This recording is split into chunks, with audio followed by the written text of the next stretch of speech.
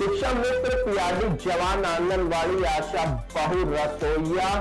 की आवाज अब उठाने के लिए ठान चुके हैं राष्ट्रवादी पार्टी के अध्यक्ष अखिलेश सिंह और दिया है बड़ा बयान। नमस्कार, मैं अमित कश्यप और आप देख रहे हैं हंगामा टाइम्स न्यूज।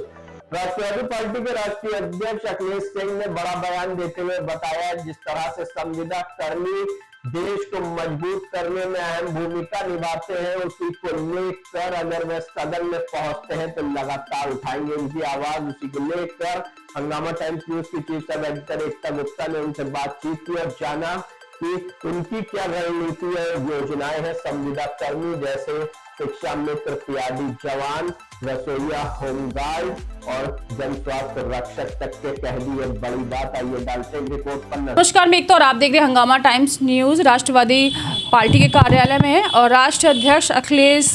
सिंह जी हमारे साथ हैं और 2027 के चुनाव के साथ तैयारियां भी चल रही, लेकिन उन्होंने एक बहुत अच्छा मुद्दा उठाया उनके लिए जो हमेशा सरकार से अपनी मांगों को लेके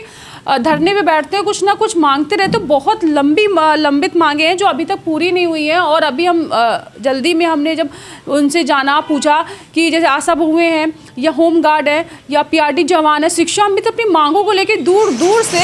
लखनऊ के इको गार्डन में इकट्ठा होते हैं, लेकिन उनकी मांगे अभी तक पूरी नहीं हुई। लेकिन राष्ट्रवादी पार्टी ने ये बात सामने रखी कि उनकी सरकार आती है तो सबसे पहले हम उनके बारे में बात करेंगे, उनके लिए करेंगे जो सबके लिए खड़े रहते हैं। अखिलेश जी, आपका स्वागत है। क्या कहना चाहेंगे 2027 में से हम बात कर रहे थे चुनाव को लेकर और आपने कहा कि हम उनके लिए खड़े होंगे जो हमारे लिए हमेशा सुरक्षा के लिए, हमारी चीज़ों के लिए हमेशा सबसे आगे रहते हैं, जैसे कि होमगार्ड है, पीआरडी हैं और ये हम शिक्षा मित्र हैं। जब भी कोई सरकारी काम आता है उनको सबसे पहले आगे किया जाता है। जी, सबसे पहले आपका धन्यवाद। मैं राष्ट्रवादी पार्टी का राष्ट्रीय अध्यक्ष अखिलेश सिंह,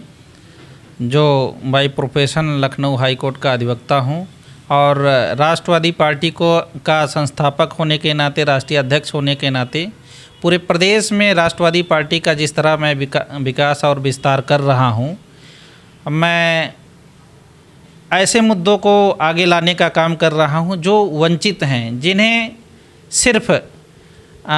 रोज़गार के नाम पर उन्हें हंसी के पात्र बनाया गया है, चाहे वह शिक्षा मित्र हों, चाहे वह पीआरडी होमगार्ड हों, पीआरडी जवान हों, आंगनवाड़ी के कार्यकर्त्री हों, रसोइयाँ, आशा बहू, इन लोगों को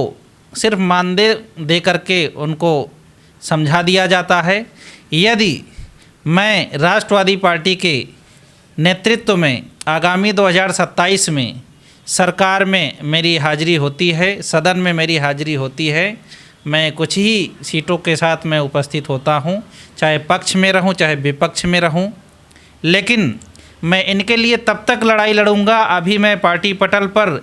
संघर्ष इनके साथ कर रहा हूं और इनकी आवाज़ में आवाज़ को उठा रहा हूं, बुलंदी इनकी आवाज़ को दे रहा हूं, लेकिन मैं सदन में पहुंचने के बाद जब तक इनकी मांगें नहीं पूरी हो जाएगी तब तक मैं इनकी आवाज़